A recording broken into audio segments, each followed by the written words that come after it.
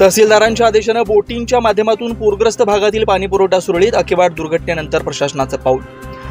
अखेवाट येथे पाणीपुरवठा सुरळीत करण्यासाठी जात असलेला ट्रॅक्टर महापुराच्या पाण्यात उलटल्याने दोघांचा मृत्यू तर एक जण बेपत्ता झाल्याची घटना लक्षात येऊन तहसीलदार अनिल कुमार हेळकर यांच्या सूचनेनुसार शिरोळ तालुका आपत्ती व्यवस्थापन वजीर रेस्क्यू फोर्सचे प्रमुख रऊ पटेल व जवानांच्या माध्यमातून यांत्रिक बोटीच्या सहाय्याने पूरबाधित ज्या त्या गावातील पाणीपुरवठा सुरळीत करण्यात येतो। त्यामुळे स्थानिक ग्रामपंचायतीच्या माध्यमातून होत असलेलं धाडस आणि त्यातून घडणाऱ्या घटना याला आळा बसणार आहे। शिरोळ तालुक्यातील हेरवाड, अब्दुल्लाट, भोसरवाड, टाकळीवाडी या दूधगंगा तीरावरील गावांना महापुराचा विळखा बसला असल्याने गावातील पाणीपुरवठा विस्कळीत झालाय।